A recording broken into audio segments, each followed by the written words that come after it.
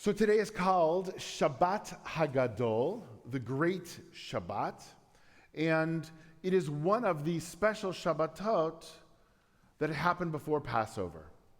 And we've already had 4 of them, and this is sort of a 5th Shabbat. But the other 4 that we've had take out 2 Torahs. There were 2 before Purim that took out 2 Torahs. Shabbat Shkalim, Shabbat Zachor, and now we have had Shabbat Parah and Shabbat HaChodesh that we celebrated this special Shabbat. So why not 2 Torahs today? And that's really the question. Not only that, but this is called Shabbat Hagadol, the great Shabbat. Like of all the times to take out multiple Torah scrolls, it would seem that today is the time to do it. So why, let's start with why is this Shabbat called Shabbat Hagadol?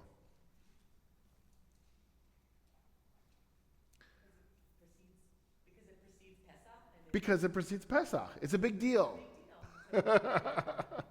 It's a big deal. Yes, and. Yes, and. Anybody else?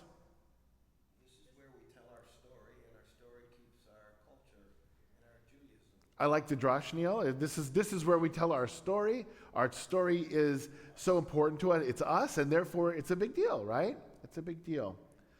So there's a little bit of a chicken and egg thing going on here. So first of all, we have to look at the Haftarah. Because the Haftarah ends in a way that connects it to the idea of Shabbat Hagadol. And a lot of people say, well, because we read this Haftarah, it's called Shabbat Hagadol. But the problem is, we wouldn't be reading this Haftarah if it weren't Shabbat Hagadol. So you can't use that as the cause. But let's look at it for a moment. The Haftarah for today can be found starting on page 1296 in the larger books, same ones that we were reading for Torah. And if we look at the last line, actually the last couple of lines, because what happens is verse 23 is repeated again at the end. So you see it's verse 23, verse 24, and then in the brackets, verse 23 is repeated. I want to look at verse 23. Lo, I will send Elijah the prophet to you before the coming of the awesome, fearful day of the Lord. Now, awesome, fearful day doesn't quite ring in our ears yet, but if we look at the Hebrew, it's Yom Adonai Hagadol, right? The big day, the awesome day, right? So this day is called Shabbat Hagadol, people say because of the Haftarah. But I'm actually going to argue it's the other way around. The Haftarah was chosen because this was called Shabbat Hagadol already. And the reason is a couple of different ways.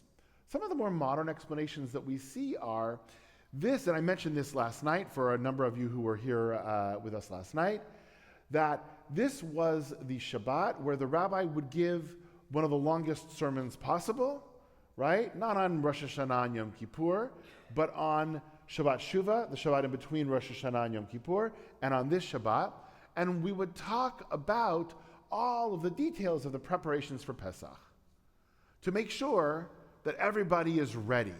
Everybody is ready.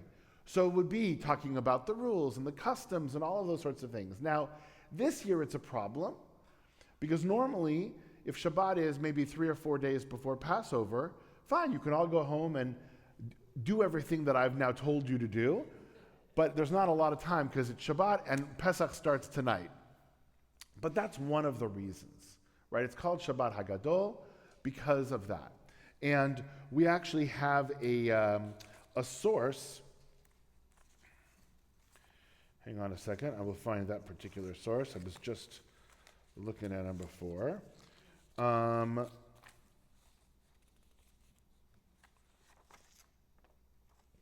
right.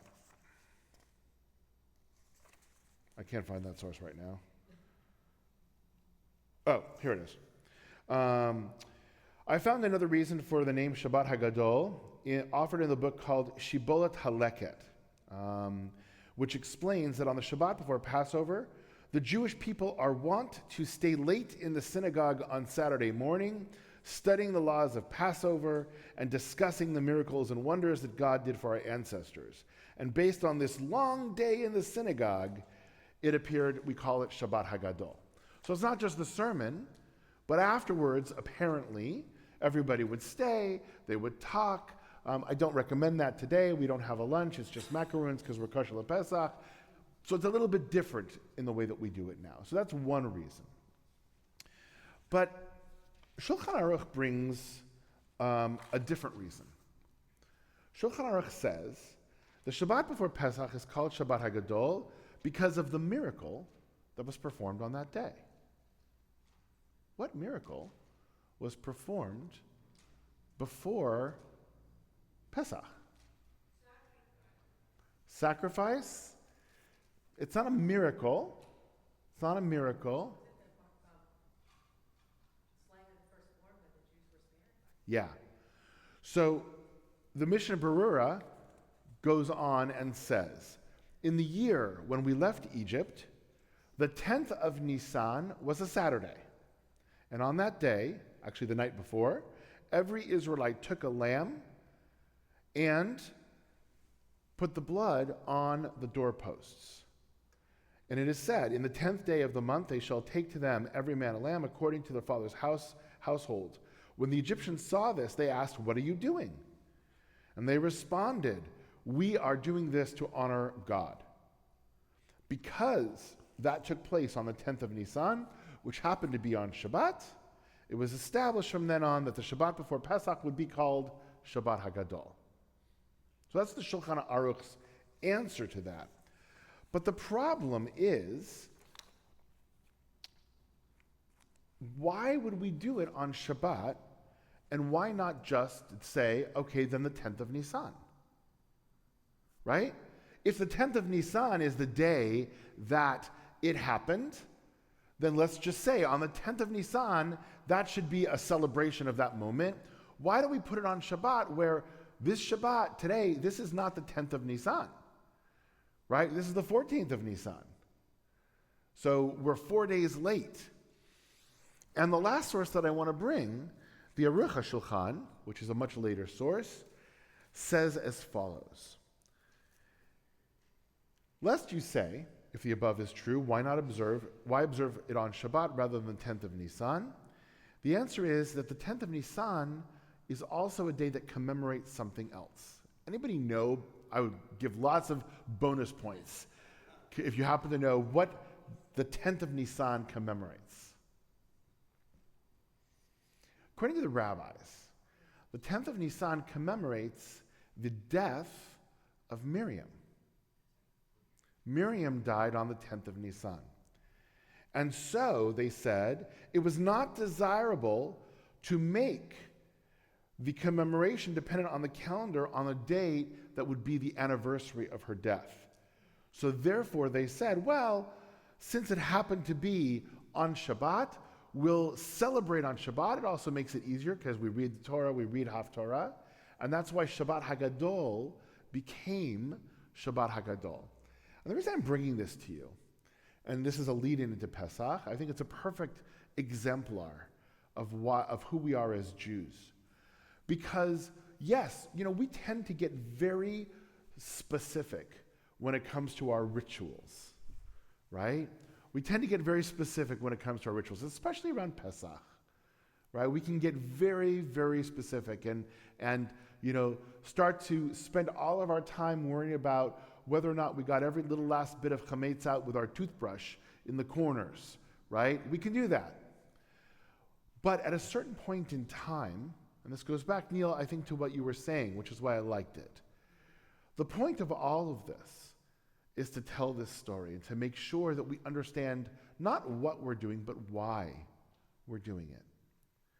And the fact that we can get together on the Shabbat before Pesach and prepare ourselves, get ourselves ready in all of the different ways possible, right? Whether it's learning the halachot so we can clean our houses, whether it is celebrating the miracle of the actual Exodus and saving of the firstborn on that day on the 10th of Nisan, whether it's getting ourselves spiritually ready to tell the story and in that right mindset, Shabbat HaGadol gives us that opportunity to do it.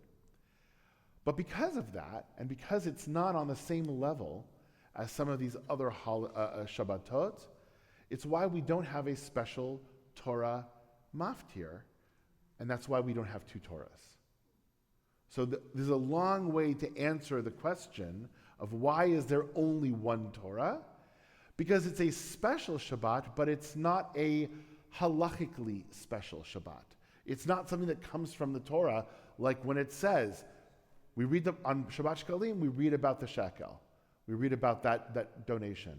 On Shabbat Parah, we read about the red heifer. On Shabbat HaChodesh, we read about the first of Nisan, of the month of Nisan. Those are all connected into the Bible, into the Torah. This is not. This is something that came later, and therefore it doesn't have two Sifrei Torah and just one. Any questions or comments on this? Bob? I just wanted to ask you to expound a little bit more about sentence 23, where it says, I will send the prophet Elijah to you before the coming of the awesome and fearful day of the Lord. Yep. Is that referring to the end of days, or is that referring to Pesach? Yes. So the rabbinic tradition has connected Elijah, Pesach, and the end of days, right, all together with one another. The Messianic era is going to be heralded by the prophet Elijah. Elijah comes to us during Pesach, which is why we have Elijah's cup, why we open the door for Elijah. And Elijah's job during Pesach is to see, are we ready for the Messiah? That's actually what Elijah's doing when Elijah comes. I mean, it's nice to be hospitable and let Elijah come in and have a drink, right? But really, Elijah's job during Pesach is to come down and see, are the Jewish people ready for the Messiah? And therefore, that's connected to Pesach. Redemption is connected to Pesach, both in the past, redemption from slavery, and in the future, redemption in the time of the Messiah. And all of that is very much linked together. Good question. Any other questions? All right, well, let's hear this beautiful Haftarah. Diana can now come on up and read for us. She will start on page 1296. And as I said, you'll hear her, as it's written here, recite verse 23. It's repeated for two reasons. Let me just add this. It's repeated for two reasons. One, because it's the Ikar, it's the important piece of why we have chosen this. But we also have a tradition that we don't like to end an Aliyah or a Haftarah portion on a negative note.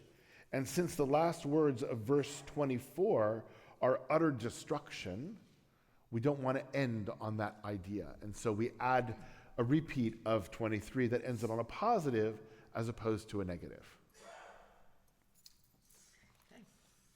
Okay, let's see.